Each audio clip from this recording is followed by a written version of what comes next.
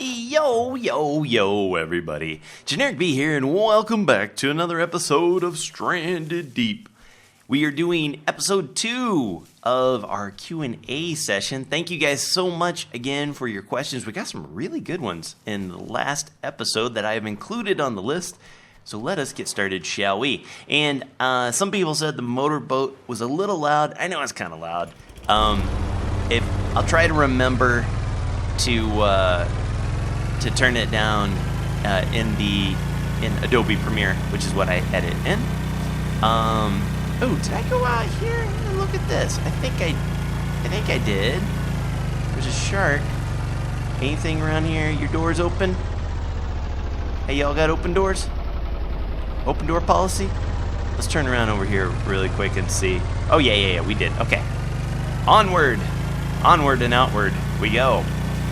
So, first question, which I said I would answer in this episode, is what religion are you? And that question was asked by Brian Plays. So I've had that question before, and I've never really touched on it because it's kind of a touchy topic for some people, not for me. They always say never talk about religion or politics or sex. Did it say that? No, I think it's just don't talk about religion or politics, or probably sports. I would guess, but I wouldn't consider myself to be a religious person.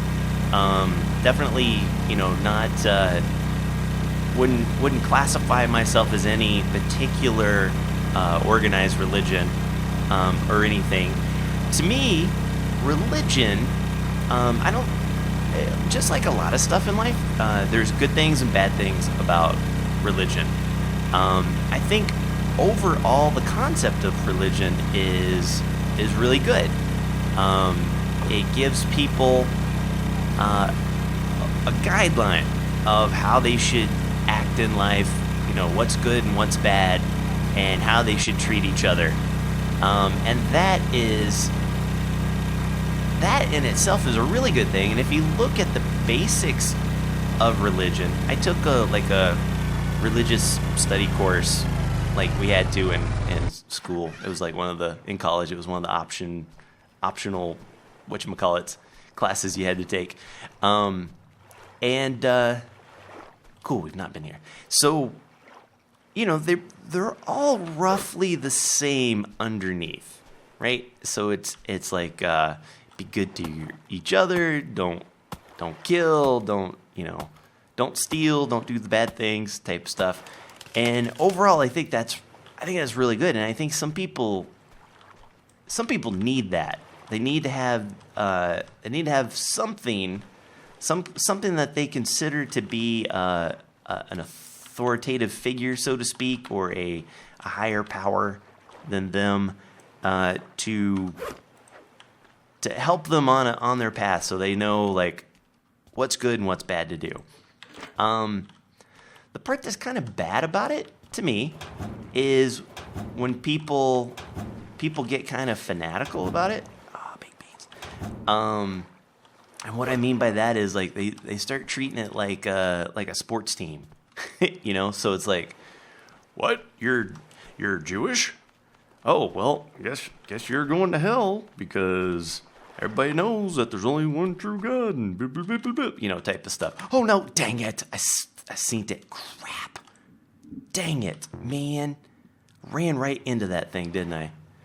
Save me, Jesus. But, so yeah, that's one thing about it. I personally don't really need to feel like I need to follow.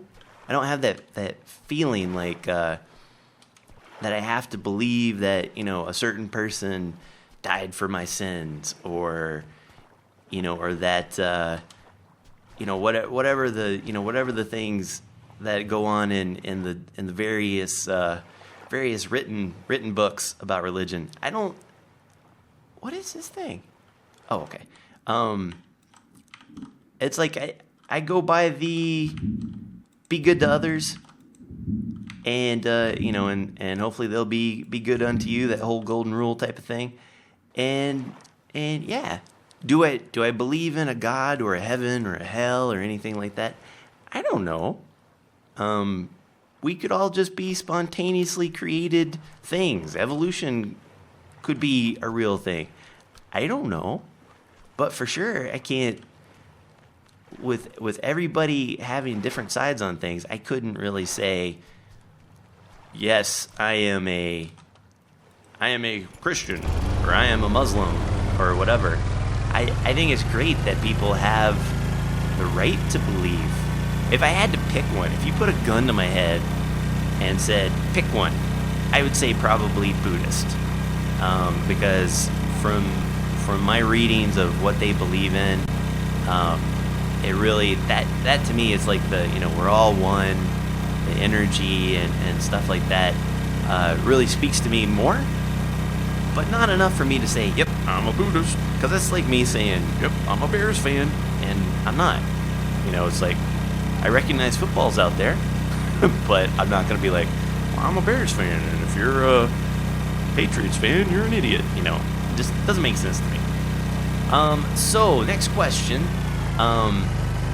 This one I forgot to write down who it was that said it, unfortunately. But they asked... It was a girl with a very pretty redhead girl with a with an icon, or very pretty redhead girl in her avatar. No bandages, dang it. She asked if I've ever had a life-threatening experience, and yes, I have. What happened to me was I've mentioned this before, but probably a lot of you guys don't know. I did this thing called a rickshaw run, which is... Are we out of juice already? Yes, we are. Okay, I'm going to paddle for the rest of the day. I did this thing called a rickshaw run, which was a charity race across India, driving a motorized rickshaw, which is kind of like a cross between a moped and a golf cart. Super dangerous, super stupid. I was supposed to do it in a team with 2 other people, and those 2 people bailed on me. No, let's go for these. I bet these are ships. And so I was like, no, I really want to do it. I got, my motorcycle license, because you had to get one of those before you drove anywhere, before you could actually drive the rickshaw. I got all sorts of pecker. That's right. I got all sorts of shots and malaria pills and all of that junk. Oh, we didn't actually go on that island. Let's do that. Oh, and there's one right there. Have we looked at you? Hello? Yes. Oh, please be what I need. Bandage. Stinking bandage. Okay. And so, are you for real? Okay, we're going to come back to you right now. Let's go. So anyway, long story short, I'm really dragging out on that one, sorry. Every time. I was in the middle of this race, and I got crazy lost, and I was kind of tailgating with another team. It was 2 girls, and got crazy lost, and ended up in a very Muslim part of India. It was very scary, and I don't mean like, you know, Muslims, let me roll up and lock my window type. We're not talking racist at all. We're talking like they were not happy that we were around there, and you know, because they had their own close-knit community. Chances are I was one of the first white guys that they had seen come through, because we were like way lost. We made it through this small town where like they were like burning garbage to stay warm, or for light, and just people with knives and guns just standing around, and finally we found a police station. And we went in there, and we asked if we could like just sleep. There's no place to sleep. Like no place would accept us for like a hotel or anything. And so we found this. Oh yeah, I was gonna fill this guy up. So we just asked. We were like, hey, can we please stay in, just sleep in the ground in the yard outside of this police station? And they're like, maybe come inside. And they all have machine guns, of course, right? And they're like, we'll come inside and we're going to, need to see your paperwork and stuff like that. Now, as an American, that was extra scary because a lot of countries don't like the Americans too much. Not too much. And so, where was it? Here. There we go. They took all my stuff, and I had lied to them. They asked where we were from, and I told them I was from Canada because I was so scared. And so they kept looking at us, and they were talking and saying different things, in their language. And finally, like, I see there's 2 jail cells, one for women and one for men. And they kept, like, pointing at it and stuff like that, talking to each other. And I thought, I saw a bubble around here. I thought for sure that we were going to be arrested, and for who knows what reason, and we were never going to see our family again. I was never going to see my wife. And I had already been up, like, driving for, no thank you. I'm going to pass on you. I'd already been driving this thing on my own for, like, 13, 14, 15 hours. And I was just so scared. And finally he was like, you're gonna follow this officer to another town, and you can sleep in this other area. Oh, I just got turned around, didn't I? You can sleep in this other place. And we were like, oh, thank you so much. And long story short, we couldn't sleep there, and we found another hotel that a bunch of other rickshaw runners were sleeping at. And I slept on the floor with like 20 other people and gently cried myself to sleep because I was so panicked out. It's definitely the scariest thing that's ever happened to me. Such a great experience, and again, it was for charity, so it was super cool to do. But oh, now I feel ill. Oh, great, I'm gonna die. We all gonna have a bad time. But yeah, that was it. That was my life-threatening experience. Let's see. Seth Sadowski asks, what's your favorite Bulgarian food dish? Okay, that's a quick one. Surprisingly, it used to be this thing called guvice, which is like cheese and eggs and stuff in a little like clay pot. And I used to love that.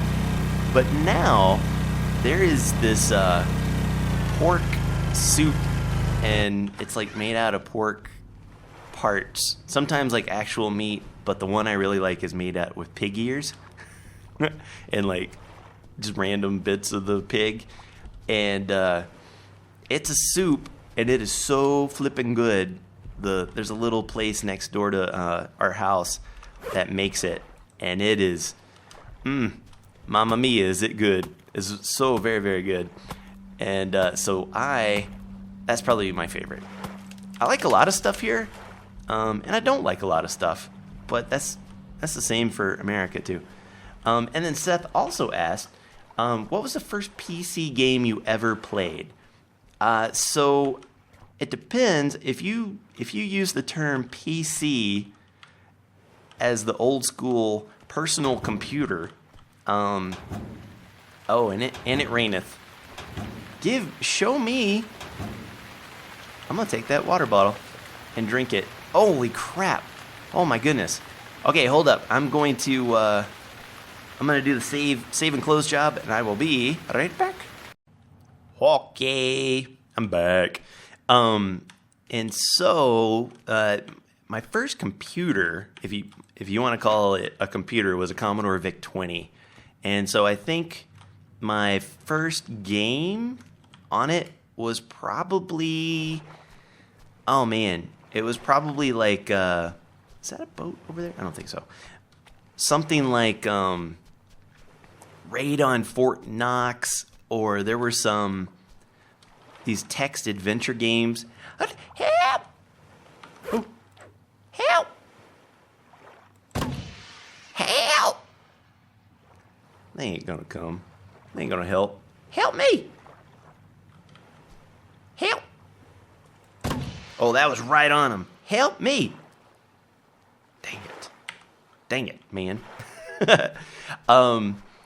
So just like two key little games, and I love them. I remember playing those adventure games with my mom a lot, because at the time I really liked them, but I probably wasn't smart enough to really know them, like use the appropriate logic for stuff. But boy, did I love them, man. They were so great. All right, I gotta eat, I think. Oh, wait. That was weird. Did you hear that little boom? I've already drank, so I'm just gonna eat these. So yeah, that was my first. The Ted 1929 asks, "What's your favorite part of being a YouTuber?" So I could say it's like I get to work for myself, set my own hours, even though my hours are like 24/7. And stuff like that. Really, it's the unexpected part that what I'm doing is so simple and it's so silly. I'm playing a video game, and you guys are watching me play a video game. I am chopping coconuts with an axe right now. This is my life. This is my living, right? And you guys are watching it. Now, hello? Give me. So, one would think, like, that's a pretty shallow life, right? Because if that's all you're going to do with your life, it's pretty not that great. But what's so unexpected about it is that people reach out to me and they say stuff like, man, you know what? I was really depressed and suicidal, but you're watching you play, and you're just so upbeat that it really makes me, made me feel better, and blah, blah, blah. I've had people, I recently had a lady saying that her and her fiance have started watching me together, and it's helped them, bond more, and, kind of like make them a closer couple. I had a mom tell me that she's got her son watching me now because she was watching me, which always blows my mind. She's got her son watching me, and now that's a thing that they do together, and it's kind of like a little together, mother-son time. All of that stuff, that's my favorite part. The fact that I'm reaching out and unexpectedly, accidentally, I'm reaching out and I'm able to do these things and affect people is by far the best part of being a YouTuber. It's my favorite part. Okay, what's next? Okay, so this is a long one. I'm gonna pop right down here. Well, actually, Sir Daft Jack, do you have any lucky pants? Like some trackies you look at and go, them's my lucky ones, see? No, but I think I'm your typical guy in the sense that I don't really have a whole lot of clothes. I've got like 3 pairs of sweatpants and 2 pairs of jeans, and that's my jam. And it's like whichever one's on top, and put that with a t-shirt. And of course I've got my few favorite t-shirts. But other than that, man, that is about it. I am no clothes horse. I've got a very small part of the closet. My wife has the rest of it. Okay. So while I'm chopping these, I'm going to read the next one here. So this is from Far From Mail asked, okay, you're drinkable. Generic B, what factors do you look for when picking a game worth posting on YouTube? Are there ones like how popular or how they might how much you might make off of them, what your friends tell you, how much you like to play it, the views, and so on and so forth. Also, what factors when it's time to stop a series that you've been playing for a while. So it's a great question. Come here, man. Apparently, I cannot do both at the same time. Very good questions. Typically, I will look at a game to see like if it's something that either matches my channel. So a lot of these kind of sandboxy, off-the-wall games I really like doing, and it matches my channel. Or something that's completely different, but I'm interested in it, and I think maybe you guys will be interested as well. And that's the stuff like, I'll try a Five Nights at Freddy's, or one of these storyline games like, a Dying Light or whatever. Views, I mentioned this in the last episode, views are important to me, because that is my primary way of knowing how well a game is received by my audience. Now, of course, I make money based on views because YouTube is 100% ad revenue based.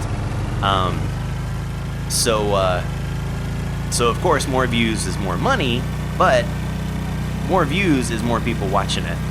And so that's kind of when it goes hand in hand with, with when do you stop a series. If I'm playing a game, like I've been doing these Hermit weeks, which I think is a pretty good way of testing things out. If I do something for a week and the views stink, and there's never a game where I'm like, oh, this game is so awesome, I just want to play it all the time. Minecraft was that way, but like not many games have that like long-term playability to me. I like to play a little bit and then I'm out. But doing it for a week, if the views are terrible, well, great. You guys don't like it, and that's fine. I'm cool with it, and then we'll go off and we'll try to do something else.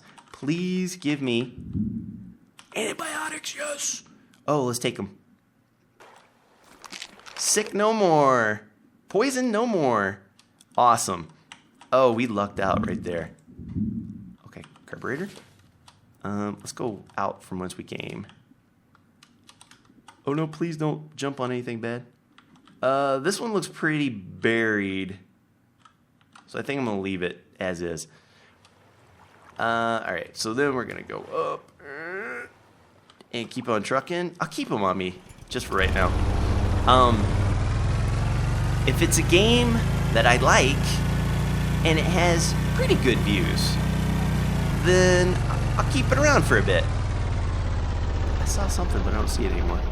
Don't think it was anything big.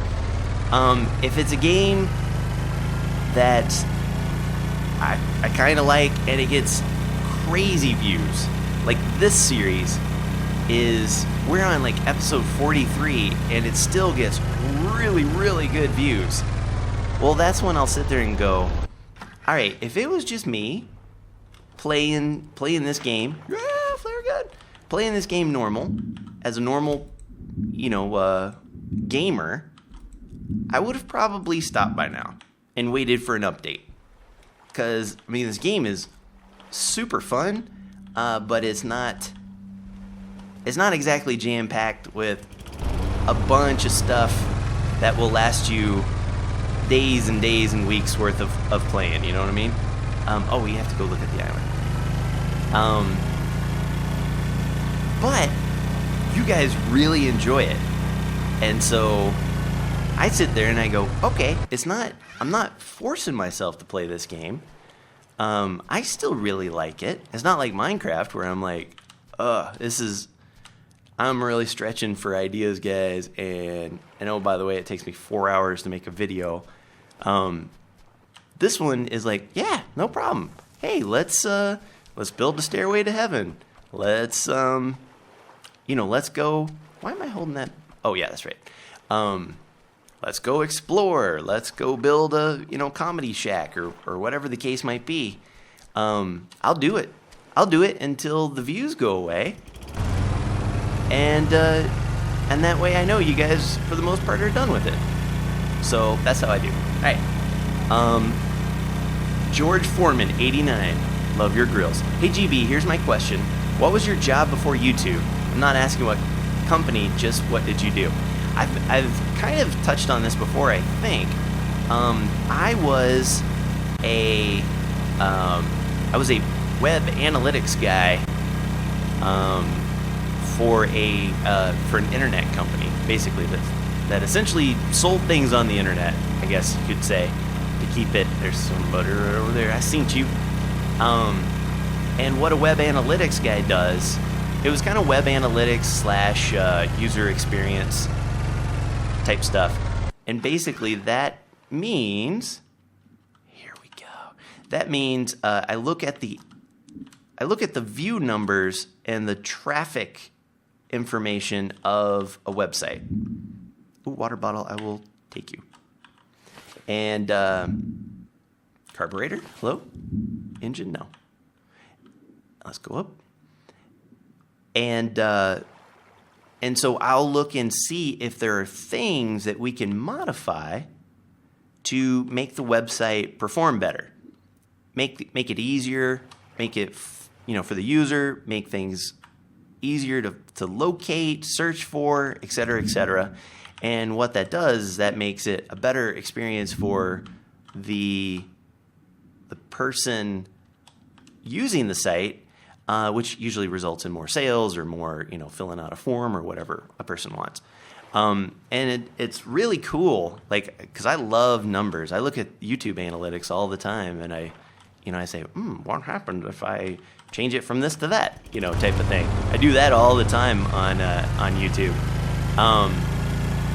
And then also I would do stuff like, they call it A/B testing, where you will take a couple of different versions. A lantern and a flare gun. Good day to you, sir. And morphine. Okay. And you'll take let's say there's a buy now button. It's like, well, will people click on that button more if it says buy now or order now, or if the button is blue or red? And it's really cool. So you run these little tests and you see what the percentage, if there's a big difference, and just those little changes can add up to big differences overall, depending on how much traffic you get. So for example, there's a story. Well, there's one. If you're interested, look up the thing about Obama's charity dinner, and read up about how he used A/B testing for that. It's pretty crazy what he did. It's very, very crazy. It resulted in millions more dollars being donated to his campaign. It was super cool. But yeah, that's it. Oh yeah, flare gun. Give it to me, flare gun. Carburetor. Wow, we're carbureted out. This is awesome. All right, so let's see. Where are we at? I got time for maybe one or two more. The brush of death. In relation to your vacation to China and Tibet, what do you think it is about those areas and cultures that speak to you on a personal level? That's a really good question. Asian countries in general, and I think it's also because a lot of them have similar spirituality. So, yes, you can say religion, but, similar spirituality.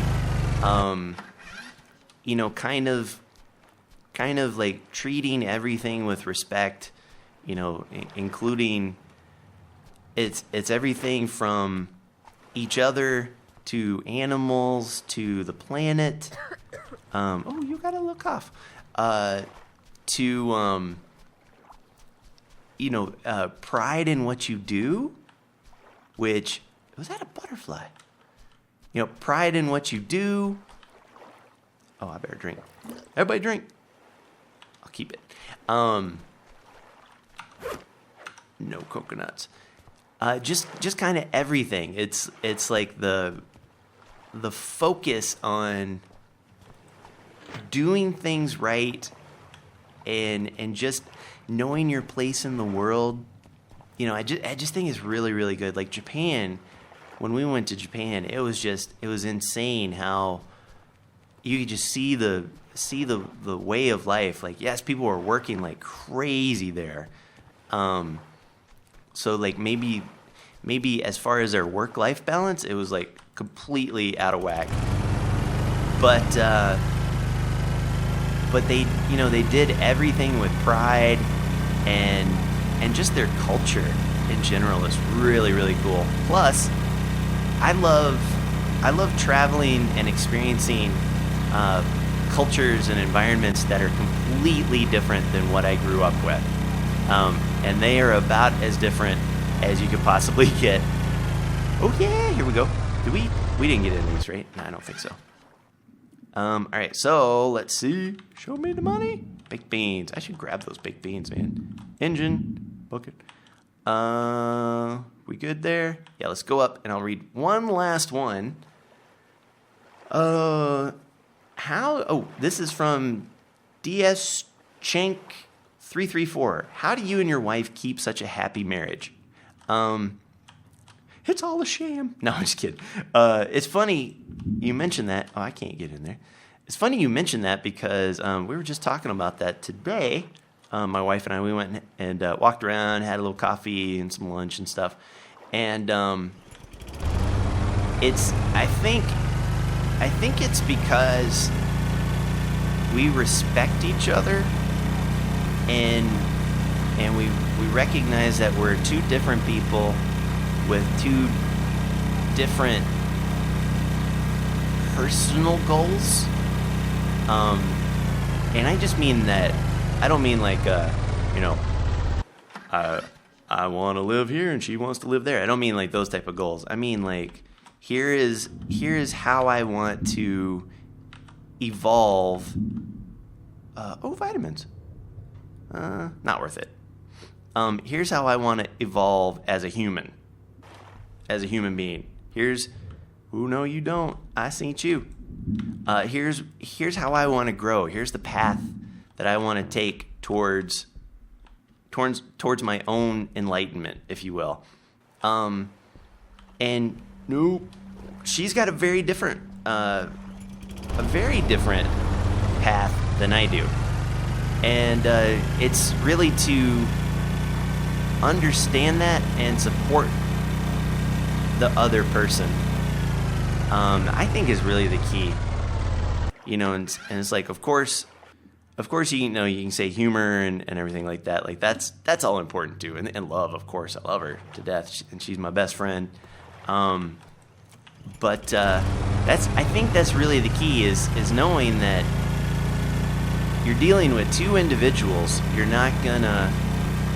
can't expect that person to march to the beat of your drum, and vice versa. So, okay, I'll check this one out and then we're done. And so, as long as you give that person the space to grow, you know, so give them, gimme, because I can't get in here otherwise. I can't see what you were. I'm not gonna see where, dang it. Give them space to grow. Give them the support that they need, and all of that stuff. Allow them to be the best that they can be, and don't worry about how that affects your path. Dudes, we did it! Look! We got the mysterious package. We got the Dead X box. Dead X. Because why not? Fragile. Must be Italian. Dude, we totally got it. What a way to end this episode. It's a very long episode. Fellas, I need some more questions because I want to get one more episode of this Q&A out. Okay? So leave them in the comments. Thank you guys so much for watching. I really, really appreciate it. Love you guys. And until next time, take care. Brush your hair. I'll see you when I see you. Peace.